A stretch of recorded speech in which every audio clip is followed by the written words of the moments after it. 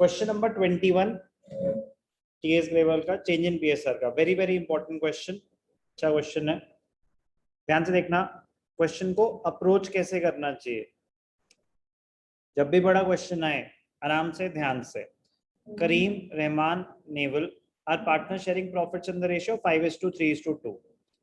तो हाईलाइट कर लो, old ratio 5:3:2। Balance sheet date क्या है, 31 मार्च 2021। ओके, लाइबिलिटी साइड पे क्या कोई फ्री रिजर्व या कोई भी रिजर्व है? कैपिटल बैलेंसेस है, जनरल रिजर्व है, स्टार लगा दो। इन्वेस्टमेंट फ्लक्चुएशन रिजर्व है, स्टार लगा दो। क्रेडिटर्स रिजर्व्स नहीं होते। एसेट साइड पे क्या कोई एग्जिस्टिंग गुडविल है, क्या कोई अक्यूमुलेटेड लॉस है, क्या कोई डेफर्ड रेवेन्यू एक्सपेंडिचर है? आईएफआर है तो इन्वेस्टमेंट्स पे तो स्टार लगा ही दो, वो एडजस्टमेंट तो है ही है। गुडविल नहीं है, एडवर्टाइजमेंट सस्पेंस है और कोई अक्यूमुलेटेड लॉस नहीं है, तो इन पे स्टार बहुत जरूरी है। आगे बढ़ेंगे। Date of reconstitution 1 April 2021। Value of building be decreased by 5%।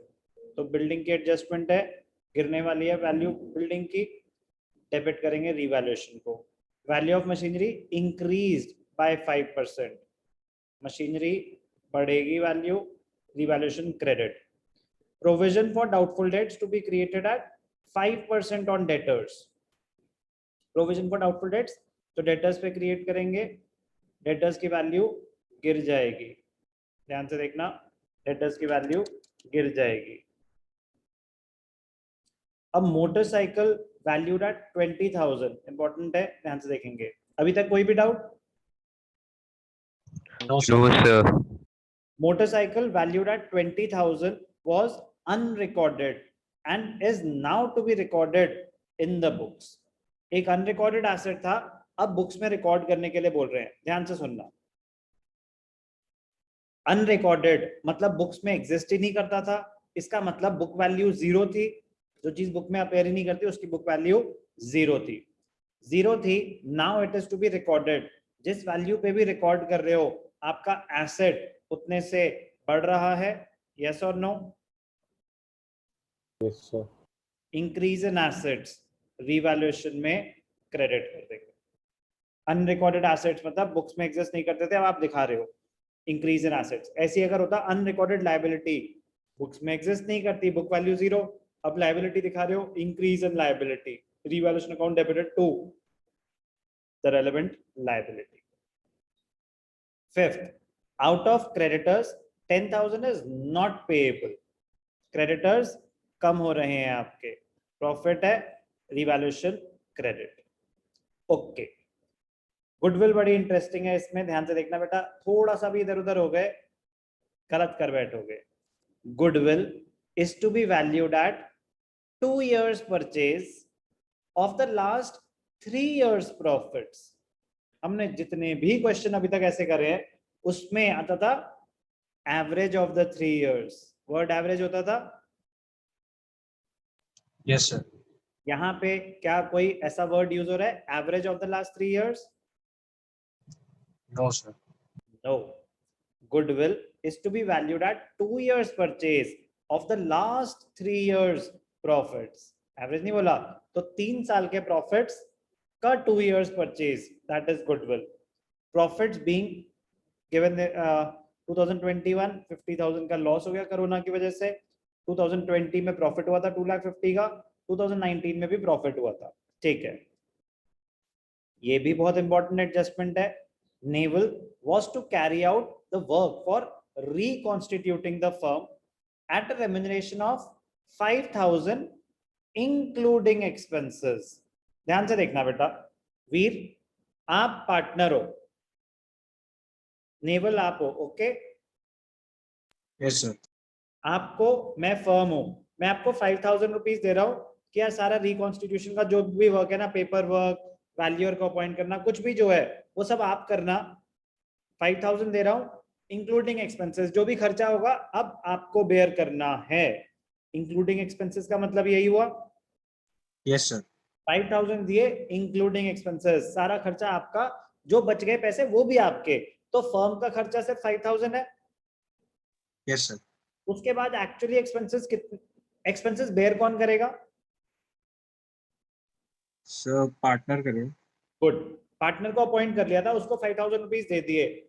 यही तो बोला था कि अब जो खर्चा होगा वो आप देख लेना।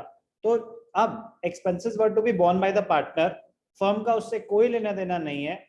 एक्सपेंसेस केम टू 3,000, ये 3,000 होते हैं या 30,000 होते हैं, जब बोल दिया कि they were to be borne by the partner, firm का इससे कोई लेना देना नहीं है, फर्म का खर्चा सिर्फ ये 5,000 होगा। ये बात क्लियर है? Yes sir. ओके, चलो अब क्वेश्चन शुरू करेंगे। जब भी चेंज इन पीएसआर हो या एडमिशन हो, रिटायरमेंट हो, रिकॉन्स्टिट्यूशन जब भी हो, तो what problems are faced at the time of reconstitution? Step 1, calculation of sacrificing and gaining ratio, yes और नो? Yes sir. तो new ratio, they decide to share profits equally. तो हमें ओल्ड रेशियो भी given था, new ratio भी given था, तो new ratio नहीं निकालना, लेकिन वो यूज करके सैक्रिफाइसिंग और गेनिंग रेशियो निकालने हैं। क्वेश्चन नंबर 21 ध्यान से देखेंगे। Step 1, calculation of ratios.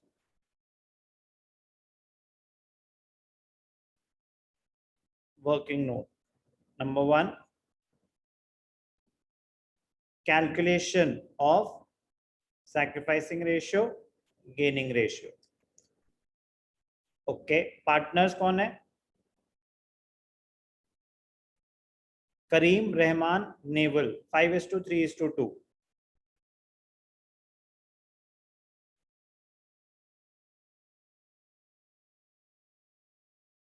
Karim,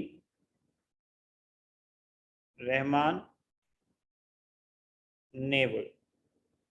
old ratio 5:3:2।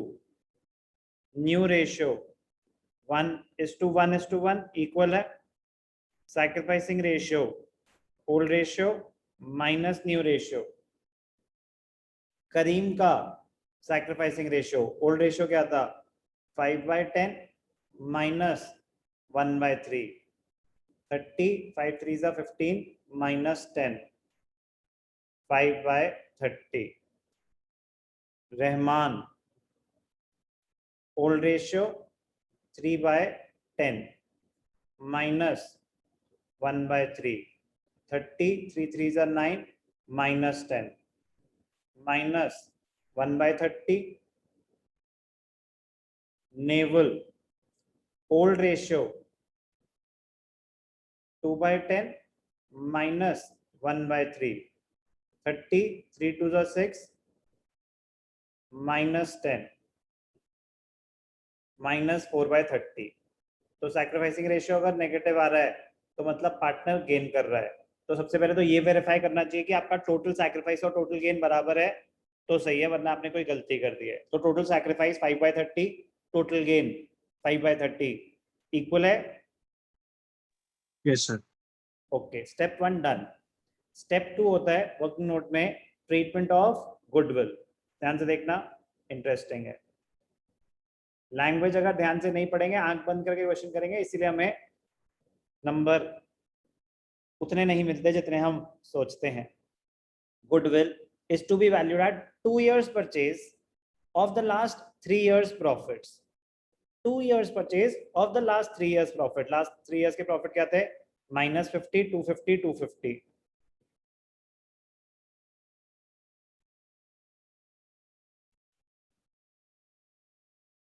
goodwill is 2 years purchase of the last 3 years profits, -50 plus 250 plus 250, 5 lakh minus 50, 450। तो गुडविल क्या आई आपकी? 9 lakhs। कोई भी डाउट? कोई भी doubt? No sir. Okay, Karim's share, partner का शेयर निकालेंगे। 9 लाख इंटू 5/30, 3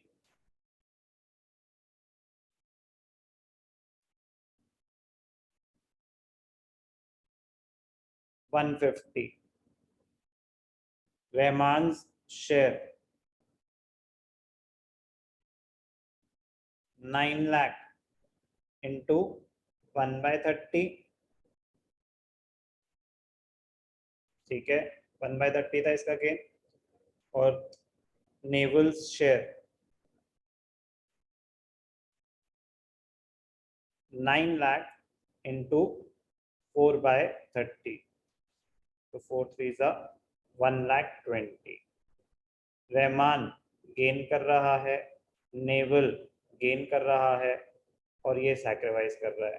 तो गुडविल की एंट्री क्या होती है Veer? Sir gaining partner to sacrificing partner. Gaining partners capital account debited to sacrificing partners capital account. तो रहमान और नेवल मिलके करीम को देंगे। Yes sir. ओके, तो स्टेप 1 रेशियो कैलकुलेशन डन, कोई doubt? No sir. Step 2 treatment of goodwill calculation done, entry अभी दिखा देंगे, कोई डाउट गुडविल में? No sir. Step 3 treatment of reserves. Reserves में एक तो जनरल रिजर्व है, जनरल रिजर्व का क्या करेंगे? ओल्ड रेशियो में डिस्ट्रीब्यूट कर देंगे, 5:3:2 के रेशियो में 60,000 डिस्ट्रीब्यूट हो जाएगा, कोई डाउट? No sir. आईएफआर का क्या करेंगे? इन्वेस्टमेंट फ्लक्चुएशन रिजर्व 30,000 था, इन्वेस्टमेंट की वैल्यू 1 लाख थी, अब आज की डेट में उसकी मार्केट वैल्यू 90,000 है, तो इन्वेस्टमेंट्स की वैल्यू 10,000 से गिर गई, यस और नो? Yes sir. तो 30,000 का रिजर्व है मेरे पास, 10,000 से इन्वेस्टमेंट की वैल्यू गिर गई, तो रिजर्व 10,000 यूज हो जाएगा, बाकी जो 20,000 बच जाएंगे वो पार्टनर्स में ओल्ड रेशियो 5:3:2 के रेशियो में डिस्ट्रीब्यूट हो जाएंगे। Yes sir. ओके, और ठीक है, 10,000 इन्वेस्टमेंट की वैल्यू गिर जाएगी, वो investment fluctuation reserve debited 30,000 to investment 10,000 to partners Karim Rahman Naval 5:3:2 के रेशियो में 20,000 डिस्ट्रीब्यूट हो जाएगा। एडवर्टाइजमेंट सस्पेंस, और कोई रिजर्व नहीं है, एडवर्टाइजमेंट सस्पेंस आपका डेफर्ड रेवेन्यू एक्सपेंडिचर लॉस है, राइट ऑफ होगा, Yes, यस sir. और नो? राइट ऑफ होगा कि नहीं होगा? Yes, sir. ओल्ड रेशियो में राइट ऑफ होगा, ओल्ड रेशियो क्या है? 5:3:2।